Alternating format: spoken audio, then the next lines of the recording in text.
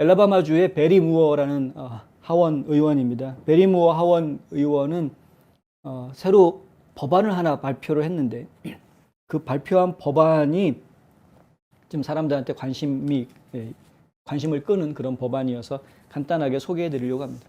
통과될 가능성은 없습니다. 지금은. 왜냐면 이제 하원이 민주당이 지금 다수당을 차지하고 있는 상황이기 때문에 통과될 가능성은 없습니다. 초당적인 법안이 아니어서. 법안의 내용은 뭐냐면 얼마 전에 인플레이션 감축법이 통과가 되면서 IRS한테 800억 달러가 배정이 됐죠. 이 800억 달러를 가지고 IRS는 8만 7천 명의 집행 요원을 새로 추가한다라는 이제 발표를 합니다. 그런 계획이 그 법안에 포함이 되어져 있죠. 8만 7천 명 IRS 직원을 새로 뽑는다 했는데 제가 지난 시간에 IRS의 그 구인하는 내용을 구인 페이지를 직접 보여드렸습니다만은 내용이 어떻습니까? 거기 보면 deadly force, 그러니까 생명을 앗아갈 수 있을 정도로 치명적인 그런 공권력을 사용할 의지가 있는 사람을 뽑는다라고 분명하게 나와 있습니다.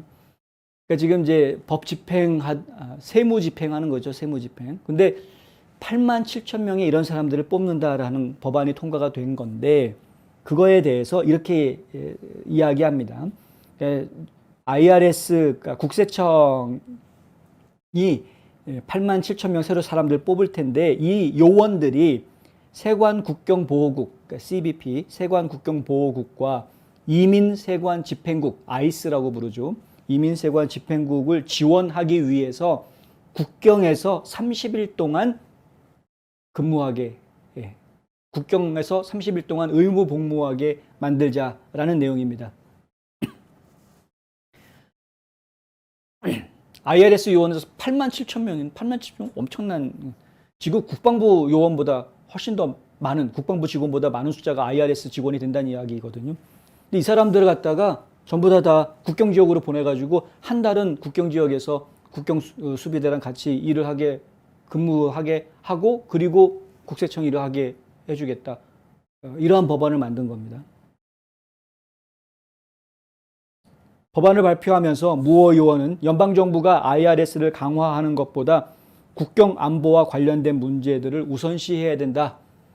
지금 IRS 강화해가지고 국민들 세무 감사하고 세금 강제로 뺏어내는 이러한 일에 지금 요원들을 투입하겠다라고 할 것이 아니라 국경 안보부터 먼저 해라 이거죠. 미국 국민들은 가족의 미래와 안전에 대해 걱정하고 있지만 민주당이 그들에게 제공할 수 있는 유일한 해결책은 관료주의와 빅브라더다. 무슨 말인지 아시죠? 미국은 납세자들을 쫓기 위해 수십억 달러를 쓰는 대신에 마약의 유입과 국경을 압도하는 범죄를 막기 위한 조치를 취해야 한다. 국토안보부에는 사실 그 자원봉사단 조직이라는 게 있다고 합니다. 국토안보부 자원봉사단이라는 조직은 트럼프 전 대통령 시절에 2019년에 국가 비상사태 선포를 하면서 그 일환으로 만들어진 조직인데 불법 이민자들이 대량으로 유입되도록, 그때 이제 카라반 이야기가 나왔던 때였거든요. 그래서 막 사람들이 자기네 나라에서 못 살겠다고 그래가지고 전부 다 그냥 차에다가 짐 싣고 사람 싣고 미국으로 가자 해가지고 이제 막 그 통과해 오는 이런 카라반 행렬이 발생했던 때였습니다. 그때는 우리가 트럼프 시절에는 국경을 약하게 해놨기 때문에 미국으로 오면 우리가 환영하겠다라고 바이든처럼 그런 말을 해가지고 사람들이 온 게 아니었고요. 자기가 살던 나라에서 도저히 살 수가 없어서 떠나가지고 미국으로 가자고 오는 이런 난민 행렬이었었습니다. 근데 어쨌든 그때 이제 지나치게 많은 난민 행렬이 이어지니까 국가 비상사태를 선포하면서 이 국토안보부 자원봉사팀이라는 것이 만들어집니다. 이 자원봉사단은 정부 전체에 걸쳐서 채용 및 지원 절차를 개발을 했는데 그때 이제 국세청도 그러한 비슷한 영향에 있었다라는 거죠.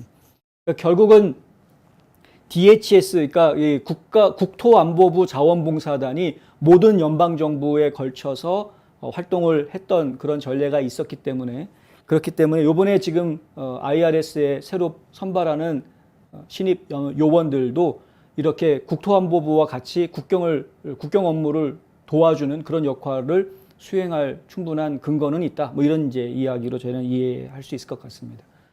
어쨌든 무어 하원 의원이 낸 이 법안이 통과될 가능성은 없지만 하지만은 그만큼 국경 문제가 아직 해결되지 않았음에도 불구하고 어찌해서든 좌파 언론들이나 민주당 정치인들은 국경 이야기를 안 하려고 하는 상황이기 때문에 어떻게 해서든 공화당 의원들은 지금 국경 위기가 해결이 되지 않은 상황이니 그 문제를 지금 계속 이야기를 해야 되는 상황이고 국경 문제는 해결해 놓지 않고 그러면서 이 민생은 오히려 세무감사로 괴롭히려고 하는, 물론 이제 정부나 민주당 쪽에서는 작은 소기업들 감사가 늘어나지 않을 거다, 더 대기업들 감사가 더 늘어났으면 늘어났지, 뭐 이런 식으로 얘기를 하고 있습니다만은 그건 이제 그때 가봐야 아는 거죠. 사실 우리는 그 말을 믿기가 좀 어렵다라는 이야기를 할 수밖에 없는 거고요.